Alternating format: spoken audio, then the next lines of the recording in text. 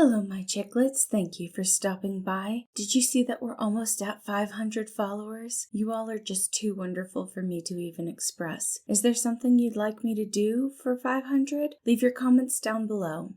Today we are going to be reading In the Wastes. This is one of my darker stories, so I will be leaving those content warnings in the description. Please make sure to check them out. Date log 071013, time approximate 7 a.m. As stated in yesterday's log, the clock on my desk contained important components to fix the safety beacon. It has been approximately 300 days since my radar picked up any other safety beacons in the area. This can be verified by checking previous logs. I believe it is possible that I am one of the few sentient beings left on the planet. I hope that this is not the case and I am simply in an isolated bubble, but fixing the safety beacon was the first step in testing this hypothesis. Logan looked at the screen where his voice was being recorded, watching the starting sequence load for the beacon. He was not a fan of the name, but since it was not his design, he would respect the creator. The safety beacon is now up and functioning again after 68 days of disrepair. If there are any others who exist and live within terra firma, they will be able to see my beacon and seek shelter. He turned off the log. The safety beacon had been developed rather quickly after the storms began to roll in. The design was simple and easily made with household and emergency items. It would send out a ping that could be picked up with simple scanners, letting people know of places where they could shelter from the storms. When the storms grew into deadly gales that showed no sign of passing over, safety beacons were set up all over. Logan's memory of that time was hazy, and he had no logs that dated back that far. There were some other documents that covered that time period, but nothing quite as detailed and clinical as what he was prone to writing. Logically, Logan assumed his programming must have been in the beta stages. He wished he had perfect recall of those events, but he would have to settle with the vague memories he possessed. He recalled a feeling of comfort from seeing those dull blips on his screen. His hope of some unknown conclusion to this plight faded one by one with each beacon. It was a quaint human notion, but Logan didn't want to see his own light disappear as well. Also, having a safety beacon was practical. Logan convinced himself that it was purely because there was safety in numbers, that more people in his small compound would make repairs and gardening easier, not to mention that he couldn't leave the compound. His batteries had long since lost their efficiency, and he was stuck being plugged into his own power grid. Having a second person meant that he might be able to get more equipment for the things that needed to be replaced and repaired. There were many logical reasons that he would need another person. He would never admit that he wanted the companionship. The loneliness was getting to Logan, but that was just a defect he would have to deal with. His eyes scanned the screen, left eye looking exceedingly crude and robotic, but his right eye looked almost human. It was cruel to have been modeled after humans and then left alone. His eyes narrowed as he looked at the screen, once again pulling up the log. Subject, myself, has been experiencing loneliness. This has been one of the few emotions noted. Therefore, I believe there is a possibility that the subject's programming is corrupted. He turned off the recording and looked at the screen, seeing the reflection of his own eye. I can fix parts if they go bad, but I cannot make a change in my operating system without another here. It's extensively dangerous, but this feeling... His fingers reached up and touched where his heart would have been if he were human. Instead, touching the cold steel of his chest in the barest of touches that he could not feel. How do the humans bear it? A sigh left his lips as he closed the logs, pulling up his to-do list. It was best to keep his mind occupied. There were some repairs to the doors he could be done, then he would need to check on the garden. He had enough things to keep himself busy, even if they weren't really necessary. Logan grabbed his tools and made his way to the door, wanting to make sure that it would be easily opened if anyone were to see his beacon. He worked deftly with practice ease as he tested and oiled the joints with what materials he had left. His own gears would need a proper oiling later. He really wished that he had a silicone-based oil. The vegetable oils that he was making from his garden were not a proper substitute. "Hello?"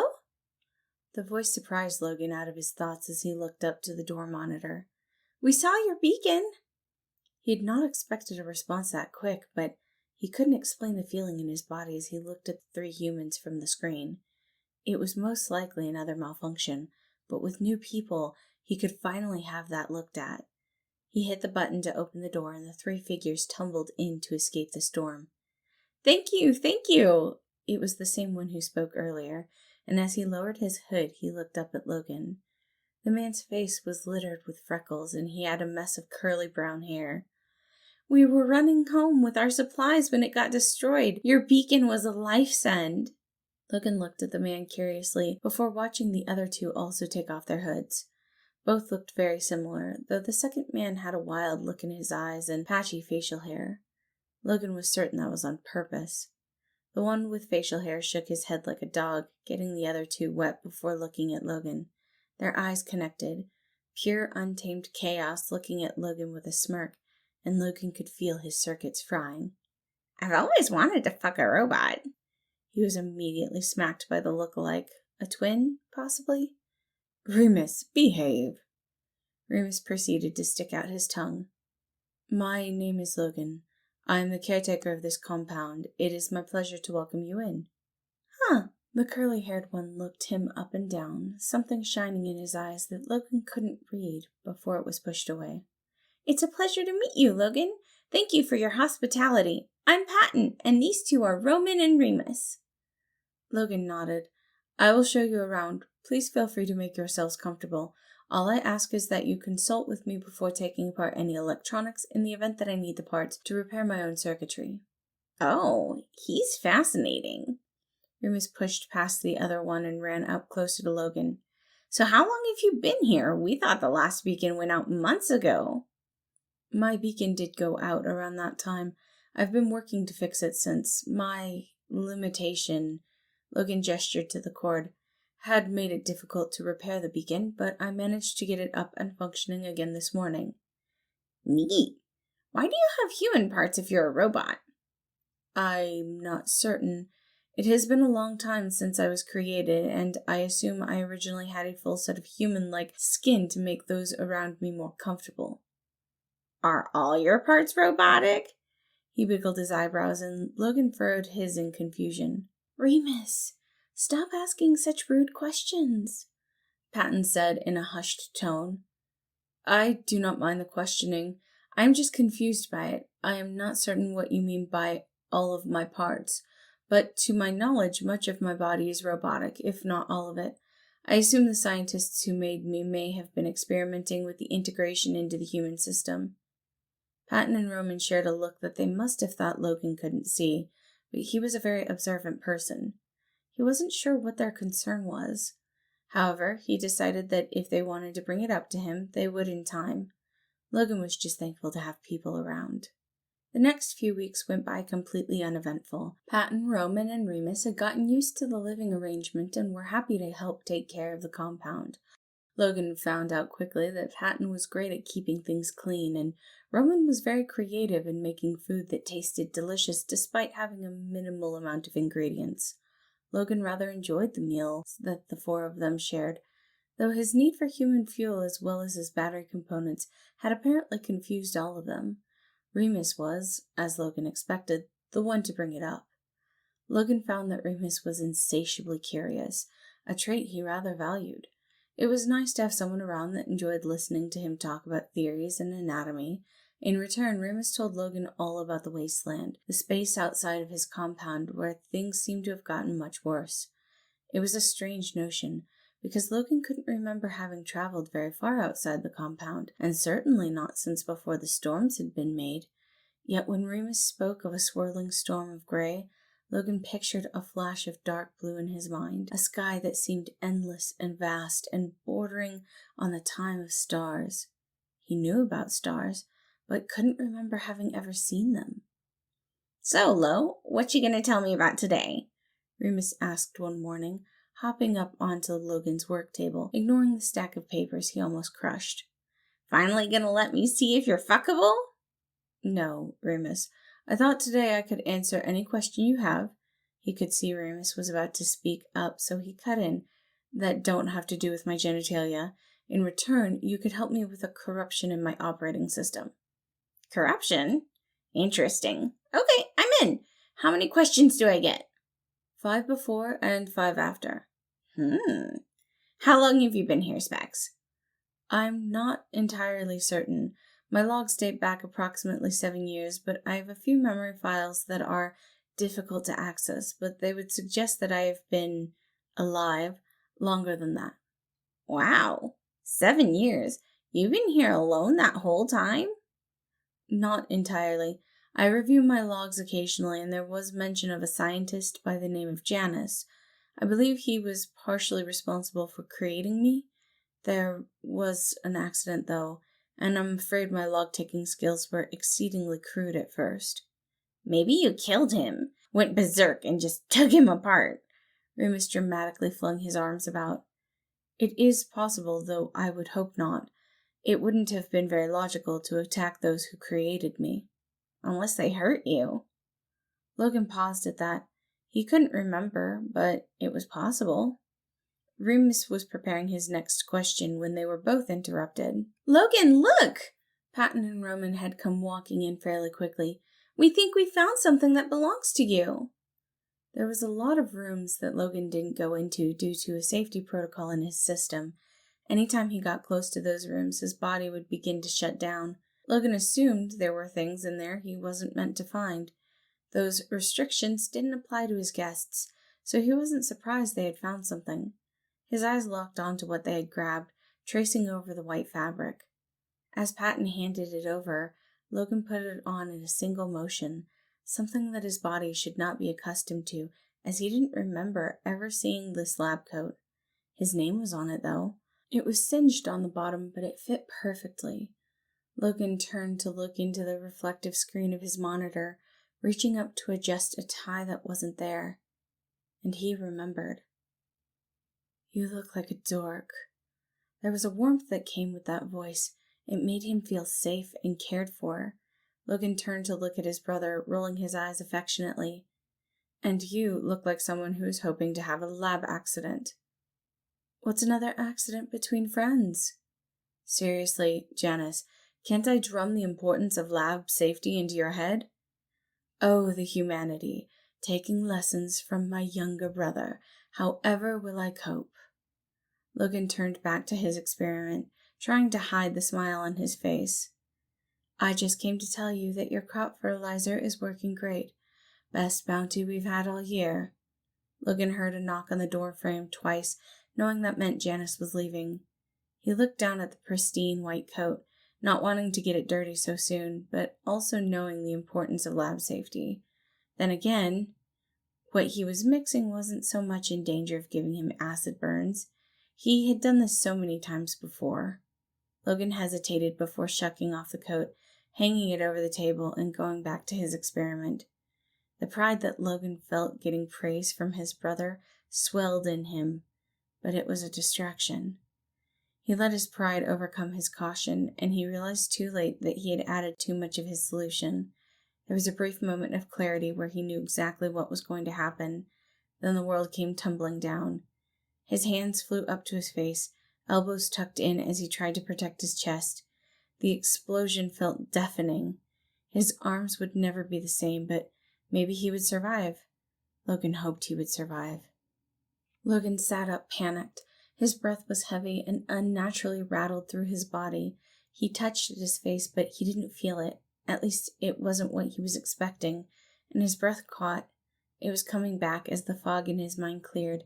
Janice had fixed him. Janice had patched him up, and they fought. "Logan, you need to breathe.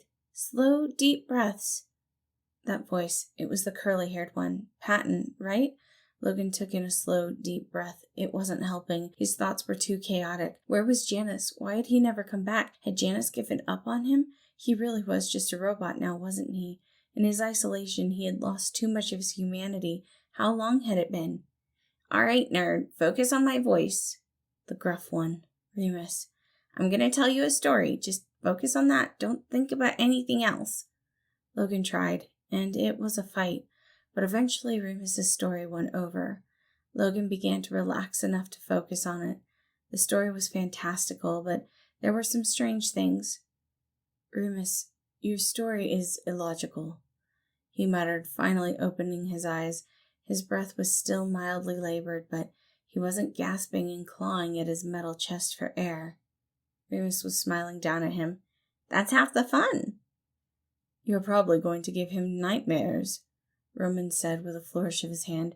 How dare! Not everyone is as much of a pampered princess as you, right, Lo? Thank you for your assistance. I am feeling adequate now. He began trying to sit up, but felt a hand on his shoulder. No, you need to rest, mister. You passed out and scared us pretty bad. It was a minor malfunction. Humans don't malfunction.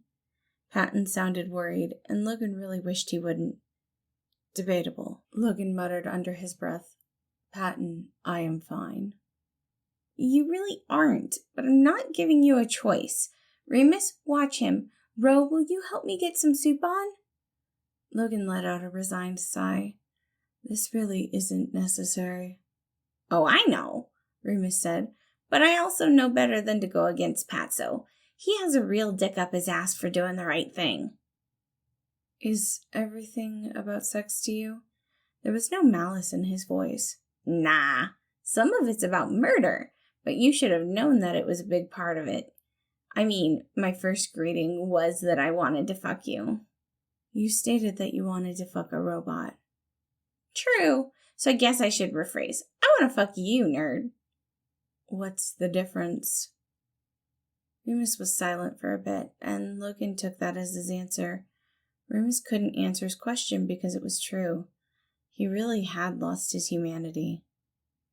Well, first off, you're curious. What? He snapped his head to look at Remus. You are curious.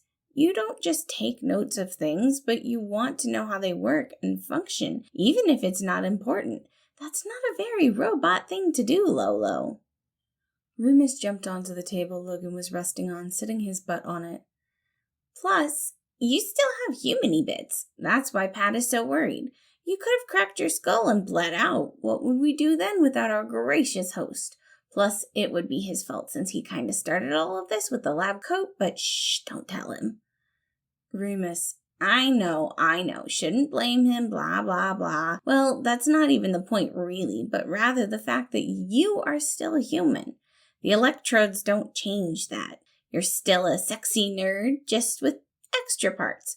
That's why I like talking to you. If you don't have an answer, you will find it. And it's kind of cool to see someone who actually cares about my questions and stuff. Remus was swinging his legs, and it rocked the table a little bit, but it was comforting. Logan wasn't sure why, but it was. I have made a million mistakes. Haven't we all? That's just more proof that you are human, so enjoy the mistakes. Sometimes the consequences are fun. Pat likes to say that we grow from our mistakes, but I'm pretty sure we grow from food. Calorie intake is an important part of a human body's ability to function. That's why you still have to eat. Can someone stop being human? That's a tough question, and I don't like those, but I know you haven't. Remus turned to look at him. You are still human. Logan closed his eyes, both of them, and felt tears falling from the human side of his face. When was the last time he had felt like that was true? And why couldn't he believe himself but when Remus said it? Hey, Patton will be gone for a while, so why don't I ask the rest of my questions? Okay. Is your real name Logan? Yes. Do you mind me being here? No, the company has helped. Do you like me? Very much. You're a wonderful companion to have. Remus smirked, shifting so that he could look into Logan's eyes, though Logan refused to open them, afraid of what his body might do. Can I kiss you? Logan hesitated but nodded, finally opening his eyes as he looked up at Remus. Their kiss was more soft and gentle than anyone had a right to make it. Logan had not expected Remus to kiss him so gently.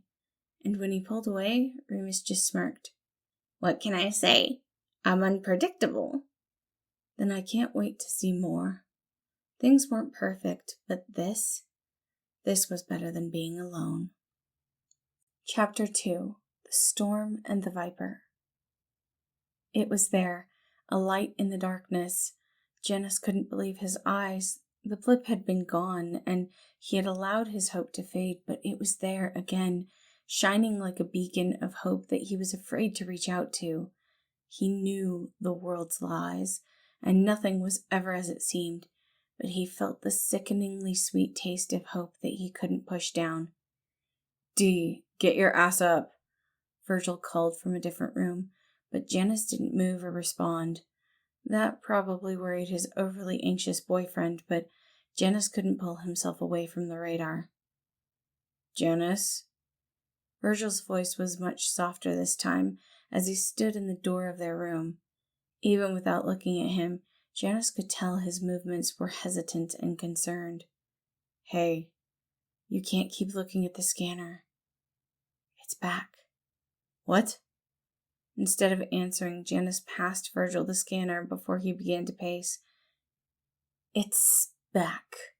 And raiders might have simply invaded, but then why would they have fixed the beacon? And if this was someone else coming into their old compound, what would they do with Logan? No, Janice had to go back. He had to check on his brother. No, stop that. I know what you're thinking, Janice." Virgil's voice held an edge of frustration and trepidation. "You know what happened the last time you went out into that storm. You almost didn't survive." Janice brought his hand up to the side of his face. Both were scarred from the violent storms that raged outside. Some days were worse than others, and he had gotten stuck in a hailstorm that ripped apart his flesh. The only reason he had survived was that Virgil had found him and dragged him to safety. But Janice had been emotional back then. There was a way for him to cross, and he had to know if Logan was still alive. "You're totally right. I should just allow raiders to find my brother's body, or worse, leave my brother alone." Janice bit back with a roll of his eyes, tossing his hands in the air. Virgil didn't answer, and Janice knew he was being a little bit unfair, but how could he not? This was his brother. "Fine. If you want to risk your life," Virgil cut himself off before taking a deep breath. "Look, Dee, I just don't want to see you get hurt." Janice turned to look at his boyfriend and companion. They were both frustrated. Emotions were high. Janice took in a deep breath. "I know. And I'm not dumb enough to want to go out into the storm after what happened. That's why I let you do all of the scavenging, even though being stuck in here is maddening. But I left him, Virg." He sat down next to Virgil on the bed. "I'm not proud of it, but I left him there, alone." Janice put his hand in his face, mildly irritating his scars, but not enough to stop him. I have to.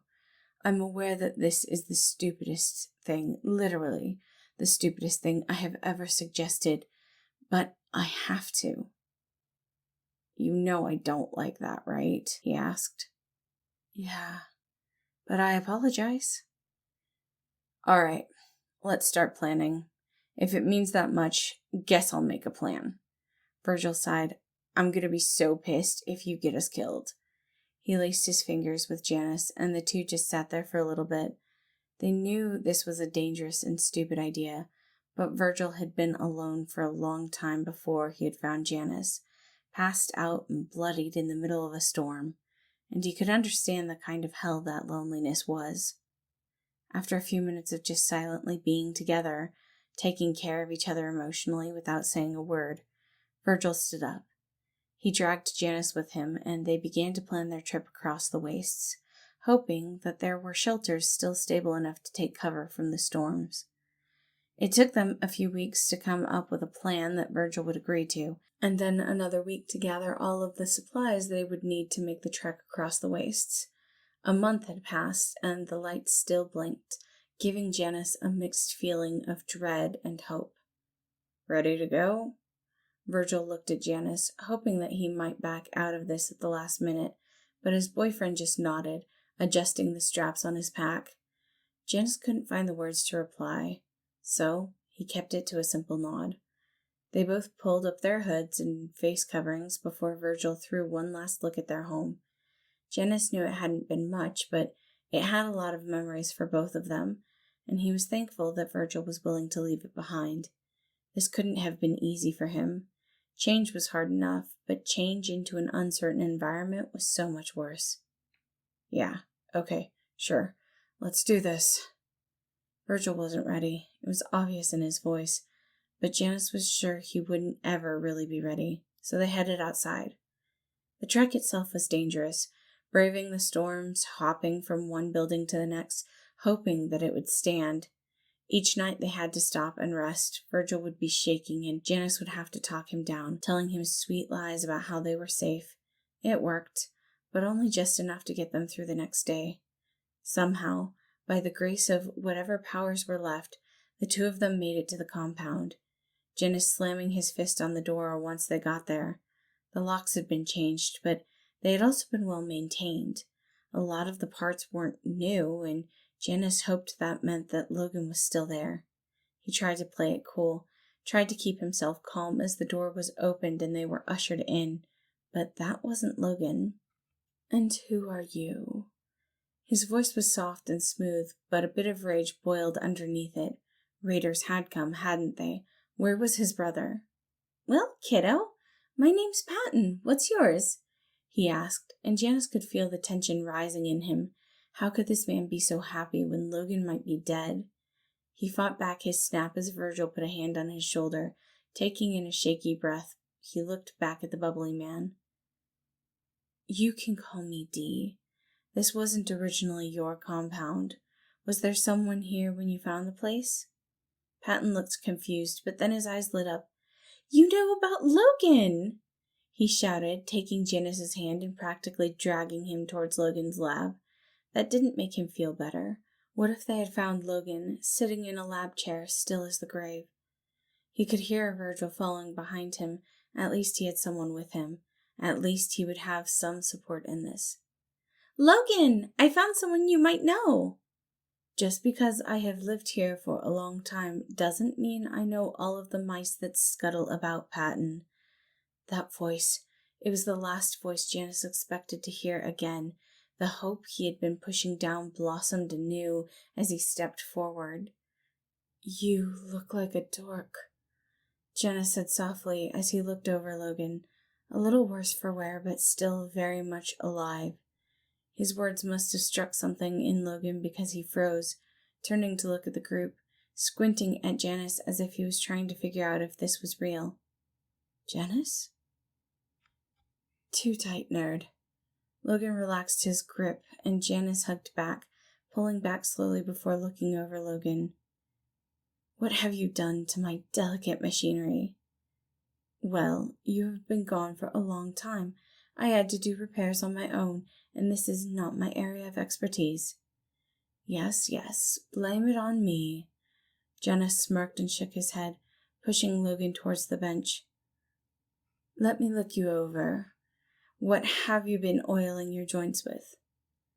"Vegetable oil? It was the only substitute I had while being stuck here, but it looks like you had your reasons for not coming back. Are you physically adequate?" "I am perfect, can't you tell?" He rolled his eyes. "The scars are mostly healed. There isn't much pain," he said as he looked Logan over. "Sorry I was gone for so long. It's good to have you back home." "Home," he muttered. "Yeah, it's good to be home." Thank you all for listening. Again, this story was In the Wastes. I do hope you all enjoyed it. And as always, information for my Discord and Tumblr are in the description. I would love to hear from you all. And I hope you have a wonderful day.